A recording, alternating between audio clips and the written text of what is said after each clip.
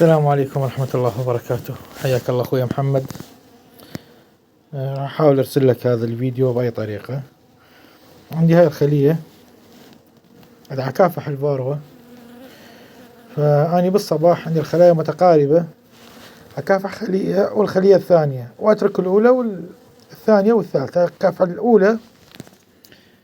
الأولى والثالثة، أترك الثانية والأخيرة حتى النحل لا يختلط، لأن النحل يطلع على البوابة، بعدين يتخالط النحل، الخلايا قريبة يتخالط النحل شوية يتقاتل، فبهاي الطريقة ما يتقاتل عند النحل. أجي أكافح الصبح خليتين، العصر أكافح خليتين الأخرى، طبعا بحمض النمل الفورميك أسيد.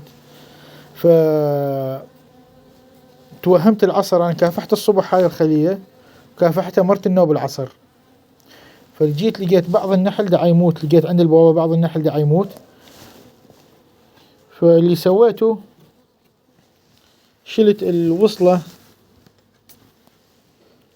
احنا نسميها وصلة، القماش اللي اخلي عليه الفورميك شلته، وراح اخلي الخلية مفتوحة لمدة تقريبا نص ساعة هيجي حتى الرائحة شوية تطلع. طبعا النحل هسه بدأ، كان النحل كله يرف، وخلنا نقول يرفرف بالأجنحة، خلنا نقول مو طبيعي. فشفت اكو شوية موت قليل، مو كثير لكن اكو شوية موت.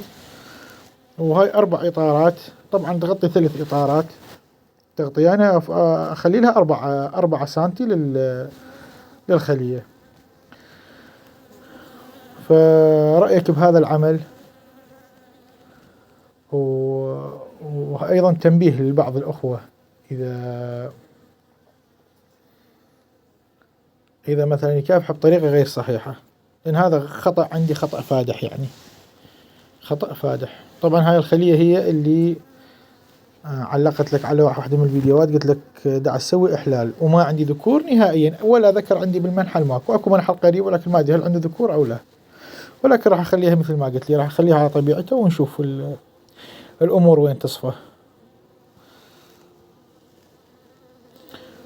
فمع ذلك أنا ناوي أجيب مرزوم أدعم بيه الخلايا اللي عندي كلها هيجي تقريبا، أكو 3 إطارات، ما مغطي 3 إطارات كامل زاد، ولكن الحمد لله بدأ يشتغل النحل. فقررت أدعمه بنحل مرزوم، لأن النحل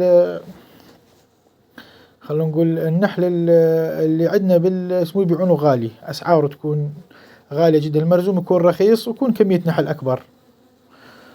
فقررت أدعمه مرزوم، لعل وعسى الملكات شهر 11 إذا خلت بيض راح نستفاد منه إن شاء الله. فهذا تنبيه لهذا الخطأ، إن شاء الله إذا تقدر تنشر الفيديو ونشوف أنت ردك علينا شو تقول، إن هل هذا خطأ كبير ولا شيء عادي. هذا طبعا أنا كافحت قبل الصبح، وقبل 2 ساعة أو 2.5 ساعة تقريبا صار هذا شوية هذا الموت، فراح أخلي الخلية مفتوحة تقريبا نص ساعة أو أكثر، بعدين أقفلها. السلام عليكم ورحمة الله وبركاته. السلام عليكم ورحمة الله وبركاته.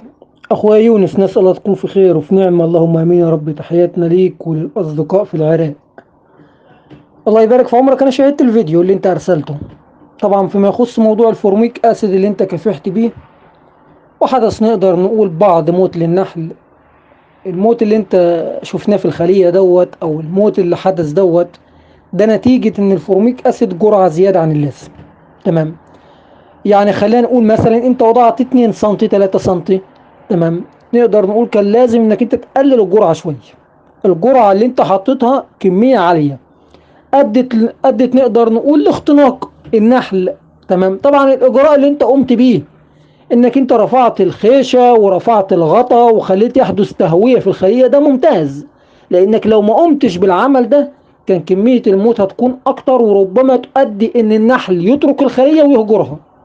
تمام، او ربما الملكة تموت، بعيدا بقى عن ان النحل عامل احلال للملكة او ما شابه ذلك، ولكن اللي انا اقصده ان الفورميك للجرعة عالية.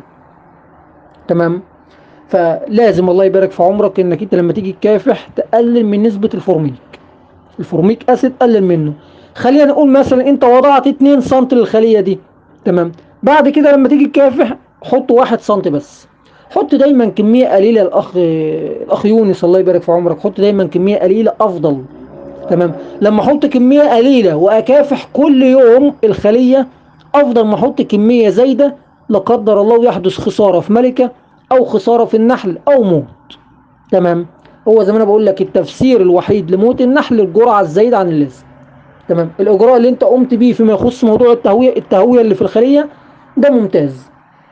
نسأل الله يا رب يتيسر لك. الأمر الآخر فيما يخص موضوع الفورميك الدعم عن طريق المرزوم، مفيش مشكلة، ممتاز. بس أنا أنصحك نصيحة، وهي الملكات اللي هتكون ضعيفة عندك وهتدعمها بمرزوم، لازم تتخلص من الملكات الضعيفة دي وتنزل مثلا ملكات تكون جاية مع المرزوم. المرزوم طبعا ساعات بينزل بالملكات بتاعته، يعني المرزوم لما بيجي العراق عندك او النحل المرزوم بيجي في العراق عندك بينزل بالملكات. الملكة اللي تكون عندك، خلي بالك من الحديث، الملكة اللي تكون عندك ممتازة وعندها القدرة على وضع بيض، خلاص سيبها في الخلية. سيبها في الخلية، قفص عليها، نزل لها نحل بس. تمام. الملكة الضعيفة لا، شيلها ونزل الملكة اللي مع المرزوم. ليه؟ لأن اللي يهمك طالما هتدعم بنحل يكون معاها ملكة فتية أو ملكة ممتازة، سواء من نحلك أو من النحل اللي هيجي من مرزوم. على أساس لو عندك نقدر نقول مرعى متوسط أو حتى أقل من المتوسط مع دعم بالعجائن، يحدث نقدر نقول نشاط أو تطور في كمية من وضع البيض. تمام. مفيش أي مشكلة الله يبارك في عمرك. طبعا بعد ما تقوم من شاء الرحمن بالدعم، الدعم اللي انت هتجيبه عن طريق المرزوم، والنحل يستقر ويتقبل ملكاته والأمور نقدر نقول، يعني خلينا نقول بعد عملية تسكين المرزوم بأسبوع، يعني 7 أيام، لازم تقوم بعملية مكافحة للنحل بتاعك بالكامل. ليه؟ لأن النحل اللي جاي لك عن طريق المرزوم عن طريق مصر ده ما نعرفش نظامه ايه، هل لا قدر الله في فروة، هل لا قدر الله في مشكلة، فلازم ان احنا نكافح.